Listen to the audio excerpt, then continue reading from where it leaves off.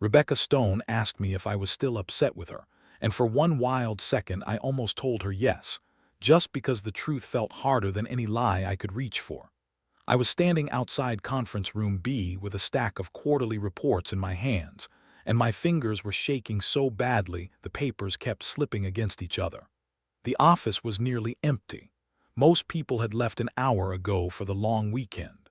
The lights in the hallway were dimmer than usual, and the quiet felt too big, like the whole building was holding its breath. Rebecca stood in the doorway a few feet away, watching me with those steady brown eyes, waiting for an answer I had avoided for 8 long months. I had run from meetings, ignored emails, ducked into stairwells, and made myself scarce every time she came near me. But this time there was nowhere left to go. My name is James Hartley, and the woman asking me that question was not just my CEO. She was the sister of a man who died because of me. 8 months earlier, Rebecca Stone became CEO of Meridian Technologies, the software company where I had worked for 6 years. I still remember the exact moment I saw her for the first time. I was on the 3rd floor near the coffee machine, half awake, thinking about deadlines and bug reports and whether I had enough patience left for another pointless executive meeting. Someone near me said our new CEO had arrived, and I looked down into the glass atrium below. The second I saw her face, my hand went loose. My coffee cup slipped, hit the tile, and shattered at my feet. Hot coffee spread across the floor while my coworker Mark grabbed my elbow and asked if I was all right. I told him I was fine. I lied. I was not fine then, and I had not been fine for 4 years. Rebecca Stone looked enough like her brother to stop my heart. Not exactly the same. Her eyes were different. Her face was softer, but the shape of her expression, the way she carried herself, something in the tilt of her head, it all hit me at once. Andrew Stone, 26 years old, brilliant engineer, best mind on my team, dead on a Tuesday morning at 3:15 after falling asleep at the wheel on his drive home. I knew the time because I was the one who got the call from the hospital. I was the one listed as his emergency contact at work. I was also the one who made the schedule that put him on the road that night. From the day Rebecca started at Meridian, I became a coward. Every morning when the executive elevator opened on the 5th floor, I suddenly found a reason to be somewhere else. If she passed my office, I picked up the phone and acted busy. If she asked for a one-on-one meeting, I sent someone from my team instead. In company meetings, I sat in the back row and kept my face down. I answered her emails with the fewest words possible. I turned myself into a ghost because ghosts do not have to explain why they look sick every time they see the CEO. Rebecca must have noticed almost right away. She was too sharp not to. Still, she never embarrassed me in front of anyone. She kept trying in small ways. A question in a meeting, a polite check-in after a presentation, a message asking if I had 5 minutes to discuss staffing plans. I avoided every single one. Some part of me thought I was protecting her. Another part knew I was protecting myself. If she did not know who I was, then I could keep living inside that thin, ugly space between guilt and silence. If she did know, then every look she gave me was mercy I did not deserve. That Friday, I stayed late to finish quarterly reports because I thought the building would be empty. I thought Rebecca would be long gone, headed to some dinner or charity event or private life far away from people like me. I was wrong. When I walked past Conference Room B, her voice stopped me cold. James, she did not say Mr. Hartley. She did not use my full name the way she did in formal emails. Just James, soft, tired, and direct enough to pin me in place. I turned slowly. Rebecca was standing in the doorway with her blazer draped over one arm. Her sleeves were rolled up. She did not look like the polished CEO from board meetings. She looked like a woman who had reached the end of her patience. There was nothing cold in her face, just hurt and confusion and something close to pleading. "Can we talk?" she asked. "I should go," I said, and even to my own ears it sounded weak. "You have said that for 8 months. Her voice was calm, but it carried. In the silence of the hallway, it landed hard. I tightened my grip on the reports and looked anywhere but at her.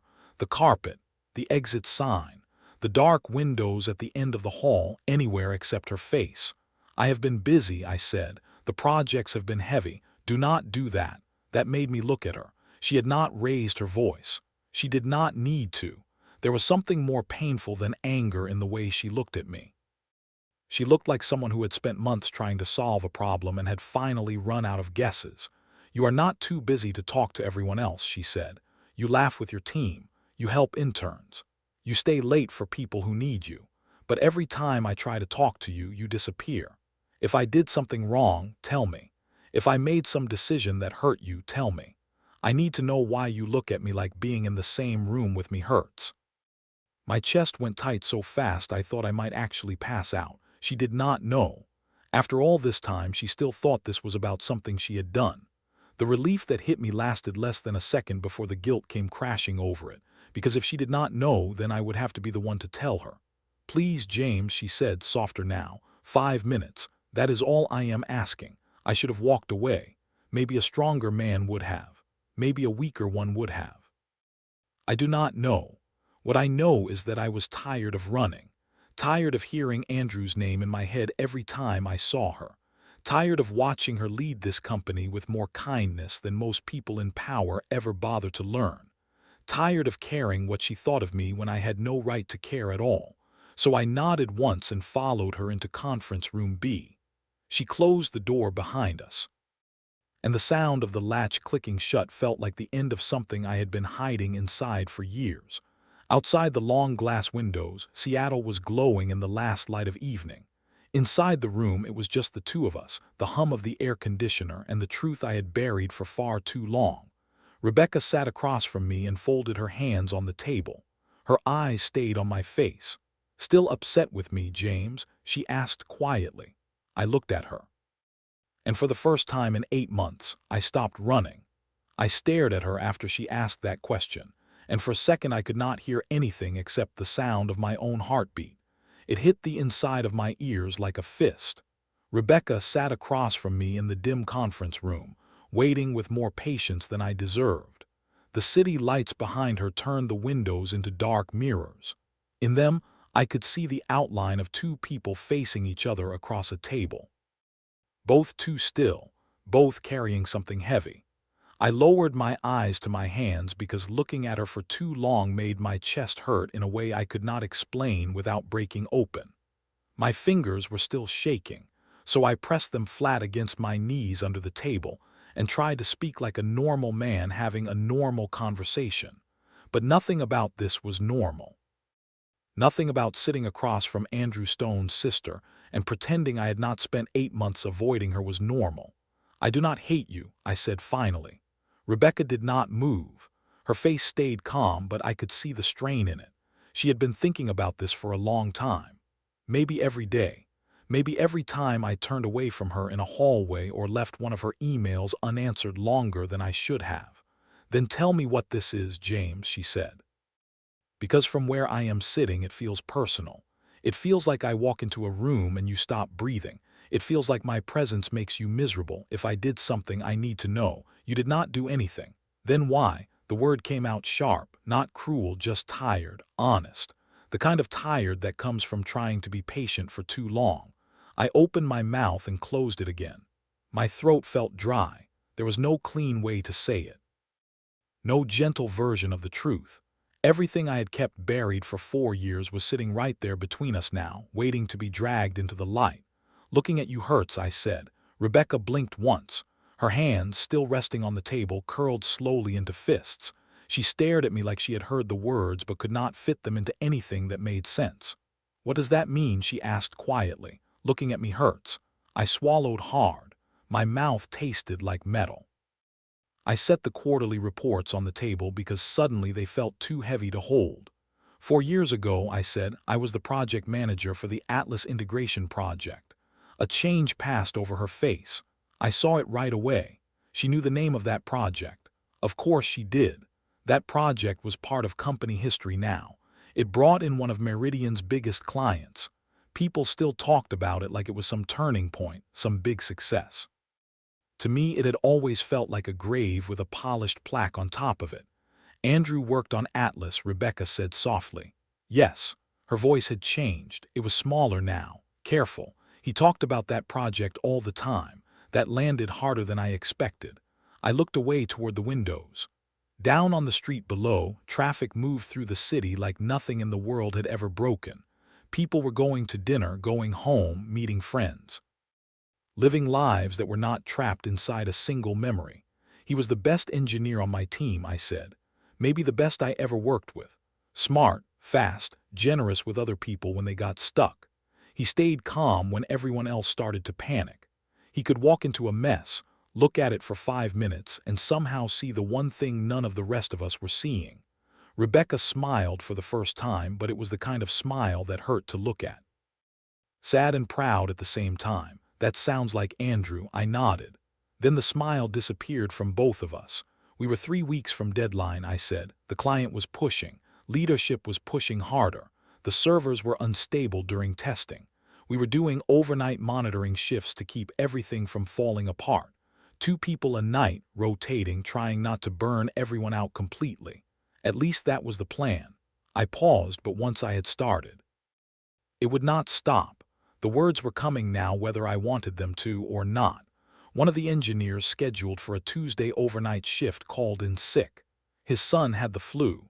I needed someone who knew the system well enough to handle problems alone if things went bad. Andrew volunteered. He had already been working too much that week, and I knew it. I asked him if he was sure. I told him he looked exhausted. I told him I could find someone else or stay myself if I had to, but he said he was fine. He laughed it off, said he knew the system better than anyone and wanted to make sure the integration held through the night.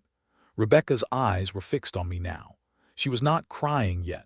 She was listening in the kind of still silence people fall into when they already know the end of the story but are helpless to stop it. He worked from 10 that night until 6 in the morning, I said. He solved every issue that came up, documented everything, left clean notes for the next shift. At 6:15, he emailed me saying the problems were handled and he was heading home to sleep. My voice almost broke on that last word. At 6:30, he got in his car. He got on I-5 near Mercer. Somewhere on the overpass, he fell asleep. The car drifted, hit the barrier, and went over. Rebecca made a sound then, very small, like something inside her had cracked. I kept going because if I stopped, I knew I might never say the rest. A truck driver called 911. The paramedics got there fast.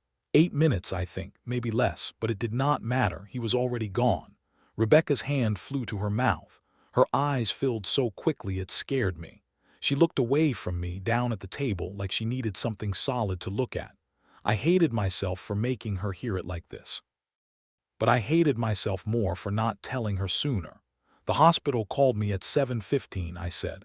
I was listed as his emergency contact at work. I thought it was a mistake at first. I thought maybe they needed information, maybe he had broken an arm, maybe I needed to pick him up. But when they said his name and then said deceased, everything in me just stopped. Tears were sliding down Rebecca's face now. She wiped at them once. Like she was angry they were there, but more came right after.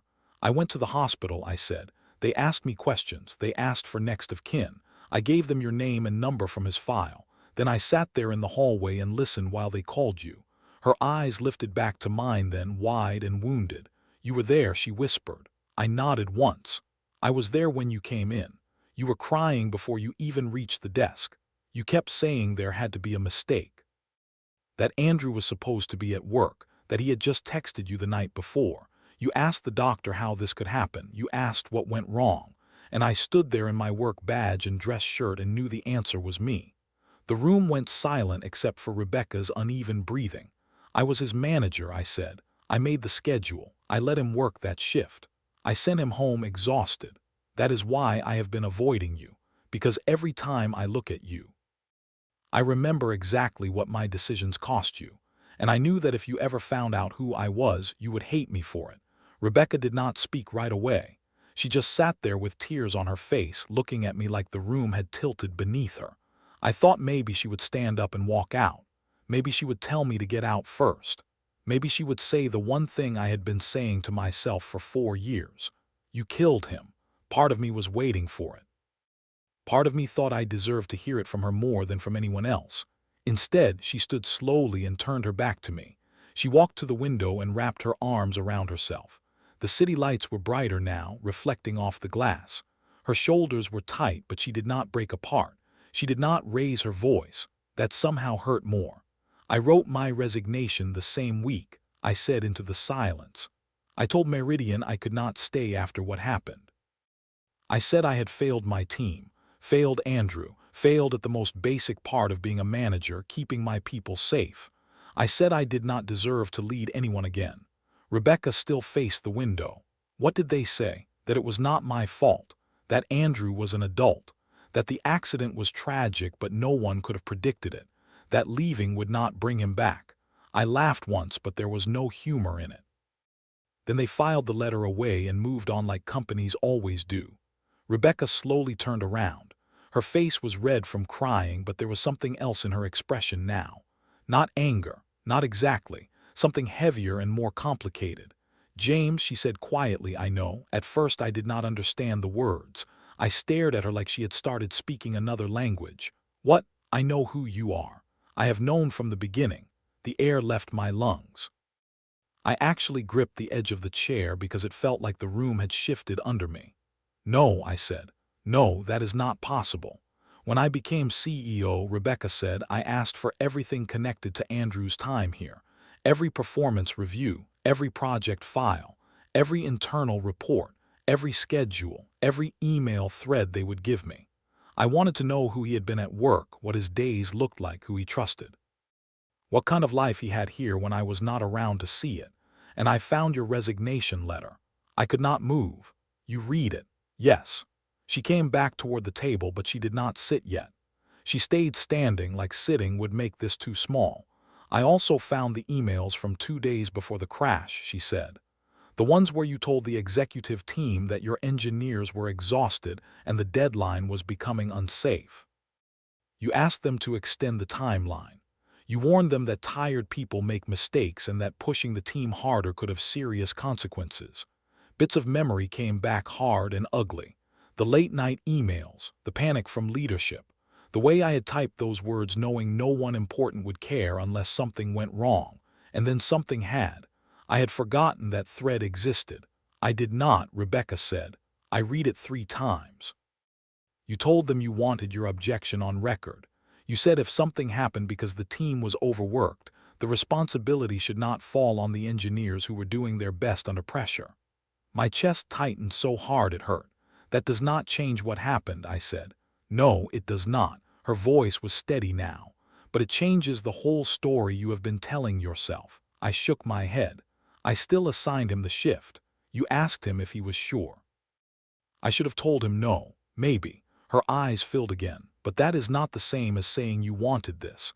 It is not the same as saying you did not care. I looked away. I could not bear the way she was looking at me like I was something other than the worst moment of her life. Then Rebecca did something I never expected. She pulled out her phone, opened a note, and looked down at it. I found Andrew's reply to you, she said. The one he sent after you checked in about the shift.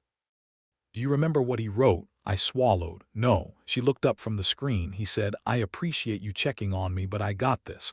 I know my limits. Besides, somebody has to save this project. A broken laugh escaped her. That sounded exactly like him. He always thought he could carry more than he should. I closed my eyes for a second. Andrew's voice almost came back with the words, easy confidence. That half grin he used when he wanted to make everyone around him relax. He trusted me, I said. That is part of what makes it worse.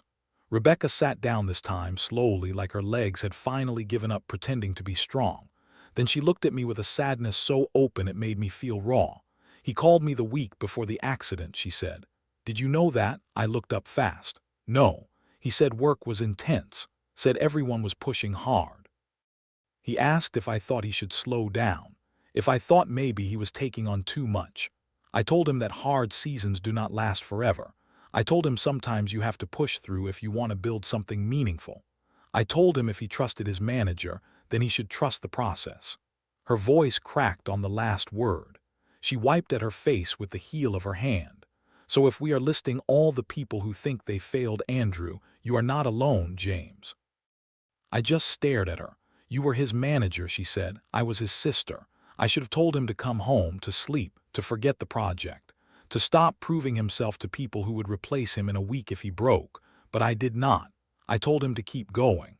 The silence after that felt different, still painful but different. For 4 years I had carried the story like it belonged only to me, like I was the single point where everything broke. Now that story had cracks in it, not enough to free me, not enough to erase anything, but enough to show me that grief had not been clean for her either. You kept me here anyway, I said after a long moment. You knew all of this and you still kept me at Meridian. Rebecca nodded. Why? Because I kept reading. She bent down and picked up a folder I had not noticed near the chair. It was thick, worn at the edges, full of printed pages and notes. She opened it and pulled one page free. I found Andrew's last performance review, she said, the manager feedback section. He wrote about you. I did not want to take it. I did not think I could handle seeing Andrew's words, but Rebecca slid the page across the table until it rested in front of me. My eyes dropped to the handwriting and the breath caught in my throat. James Hartley is the best supervisor I have ever had. He treats us like people, not machines.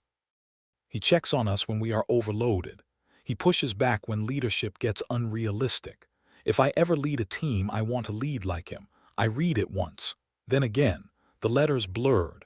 I blinked hard, but it did not help. He admired you, Rebecca said softly. A lot. He believed in you. And after I read enough to understand what really happened, I realized something. You were not the kind of manager who burned people out for profit. You were the one trying to stop that from happening. You were the one fighting people above you and losing. My hand stayed flat on the paper. I could not bring myself to fold it or move it or fully accept it was real. That does not make me innocent, I said. No, she said. It does not. Her honesty hit me harder than comfort would have. But it means your guilt is not the whole truth. And I think you have been punishing yourself with only the worst part of the story. I looked at her then, really looked. At the exhaustion under her eyes, at the strain in her face, at the pain she had clearly been carrying while I spent 8 months acting like she was the one person I could not bear to face. Why did you keep trying to talk to me? I asked. Rebecca let out a slow breath, because I wanted to know if the man my brother respected that much was still in there. And because every time I watched you with your team, I thought he had been right. My chest tightened again, but for a different reason now, not just guilt, something warmer and more dangerous. She went on before I could say anything. I saw how you stayed late for junior developers. I saw how you fought to get one of your engineers time off when his wife got sick. I saw the way people relaxed when you walked into a room because they trusted you. That is not nothing, James. That matters. I had no defense against that. None. Then Rebecca reached into the folder again and pulled out another document.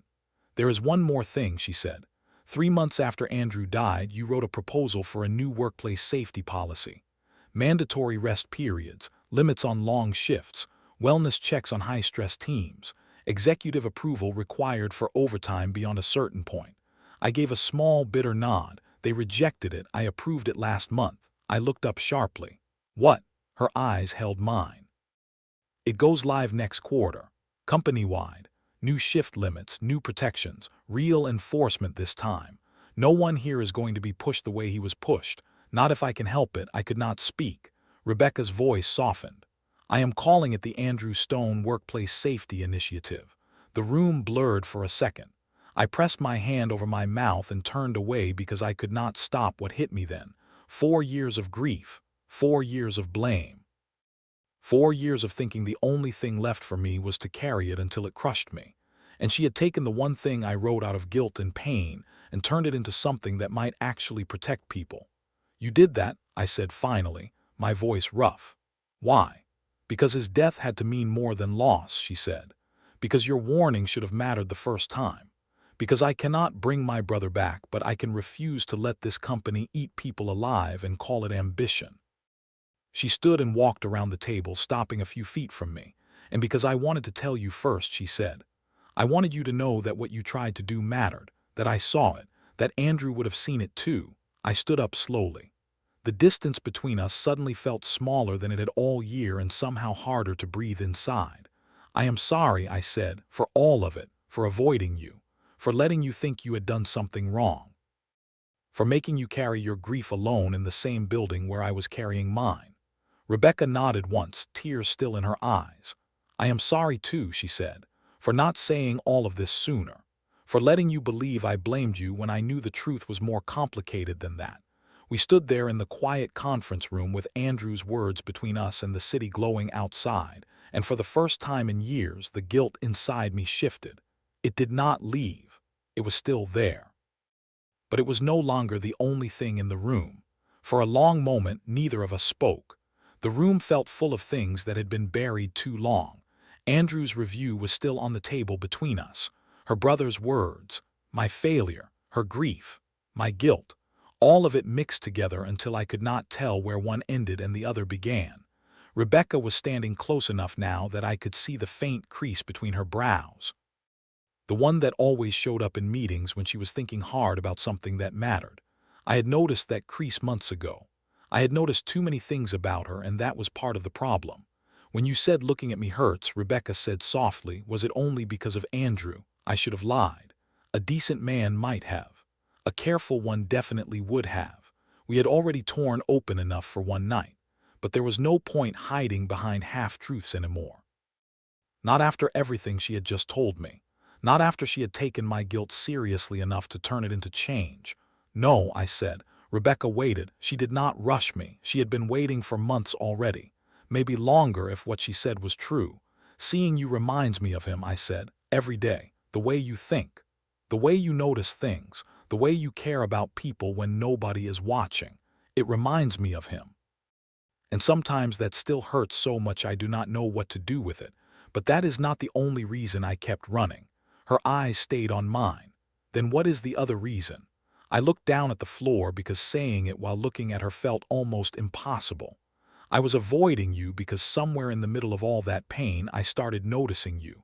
Not as my CEO, not as Andrew's sister, just you. The way you remember names. The way you stay late when someone on the team is struggling. The way you make room for nervous people in meetings instead of talking over them. The way you laugh at bad jokes just to keep the room kind. I let out a breath that felt like it had been trapped in me for months. I started falling for you, Rebecca, and I hated myself for it. The silence that followed scared me more than anything else had that night. I thought it meant I was betraying him, I said. Betraying you.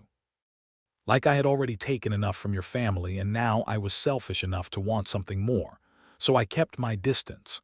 I told myself it was because of guilt, and that was true. But it was also because wanting to be near you felt impossible and wanting to stay away from you hurt too. Rebecca did not step back. If anything, she seemed even stiller than before, like one wrong move might break something fragile between us. Then she said the one thing I was least prepared to hear. I thought I was the only one. I looked up so fast it made my neck hurt. What? A sad little smile touched her mouth. I did not just keep you here because of Andrew's review. I did not just approve your safety plan because it was the right thing to do. I did those things because every file I read, every person I spoke to, every meeting where I watched you choose people over ego made it harder not to care about you. My heart was beating so hard it felt unreal. Rebecca took one step closer. When I arrived at Meridian, I expected to hate this place, she said. I expected to see the company that took too much from my brother, and some days I did. But then I saw you. I saw how much of him was still here in the way people trusted you, in the way you protected your team, in the way you never stopped trying to make this place safer even after it cost you everything inside yourself. Her voice softened. I started falling for you before I ever tried to speak to you outside a meeting. And every time you avoided me, I told myself to stop being foolish. But I could not. I could barely breathe. Rebecca, I said, but I had no idea what was supposed to come next. There was too much in that room, too much history, too much loss, too much wanting. She reached for my hand then, slowly enough that I could have pulled away if I wanted to. I did not. The second her fingers touched mine, something inside me gave way. Her hand was warm and steady. Mine was still shaking. I am not saying this is simple, she said. It is not. Andrew will always be part of this. There will be days when I miss him so hard I cannot think straight. There will be days when you look at me and remember the worst morning of your life. I know that, but grief is already here, James. It has been here for years. Keeping each other at a distance has not made it smaller. It has only made us lonelier.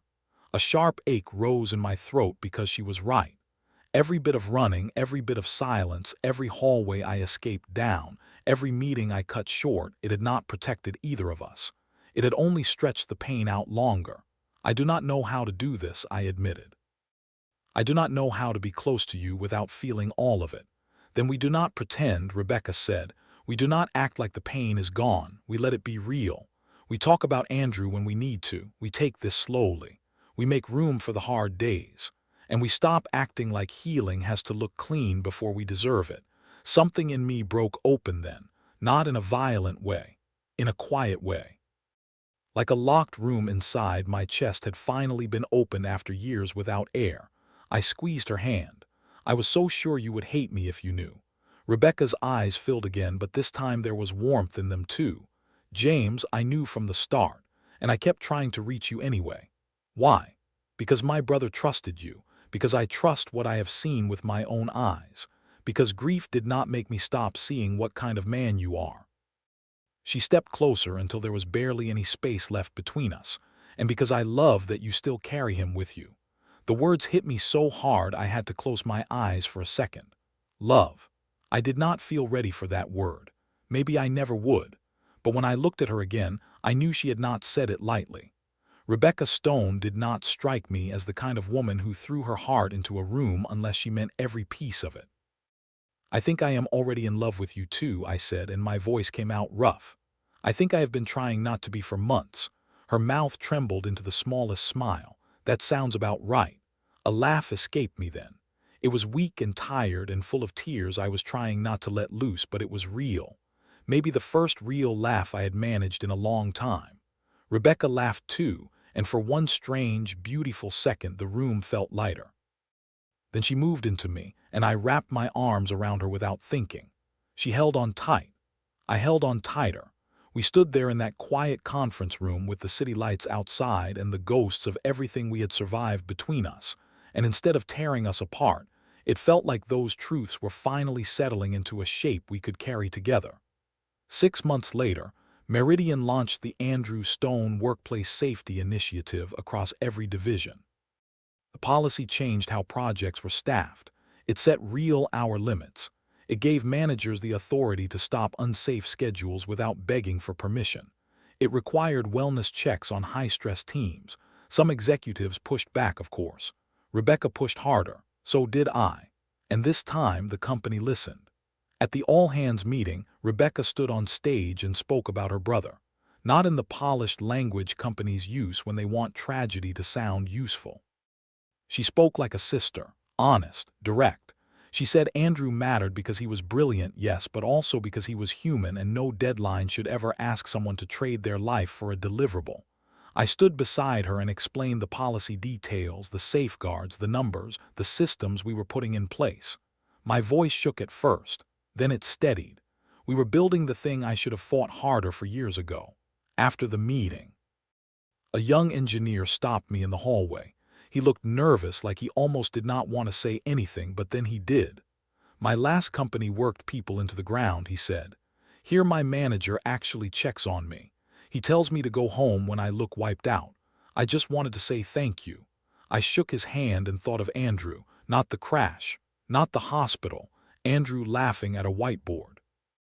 Andrew staying late to help someone debug a mess that was not his problem. Andrew talking too fast when he got excited about a fix. For the first time in a long time, the memory did not only hurt. It also felt like proof that he was still changing things. A year after that night in Conference Room B, Rebecca and I stood at Andrew's grave on what would have been his 31st birthday. We brought flowers. We told him about the initiative, about the people it was already protecting, about the teams learning to speak up, about a company slowly becoming something better than it had been. The wind moved through the cemetery in soft, steady waves. Rebecca slipped her hand into mine. He would be proud of you, she said. I swallowed and looked down at the stone. I hope he would be proud of us. She leaned into me. He would. 2 years later, Rebecca and I got married in a small ceremony in Seattle with only the people closest to us. On my jacket, I wore a small silver pin with Andrew's initials. Rebecca carried a photo of him tucked into her bouquet. He was part of the day, not as a shadow hanging over us, but as someone deeply loved, someone whose memory had become part of the life we were building instead of the thing that kept us from building it. Looking at Rebecca still reminds me of Andrew sometimes. That will never fully change. Some grief does not leave. It just learns how to live beside joy. But now when I see his kindness in her, his heart in the way she leads, his stubborn hope in the way she fights for people, it does not only hurt. It heals too, because she was right. Healing is not clean. It is not simple. It is not the same as forgetting. It is choosing again and again to face what hurts without letting it own your whole future. It is choosing honesty over silence, love over fear, change over punishment. It is letting the people we lost matter by the way we live after them. And every day, Rebecca and I choose that. We choose to remember Andrew. We choose to honor him. We choose each other. Because sometimes the person you are most afraid to face is the one who finally helps you put down the weight you were never meant to carry alone.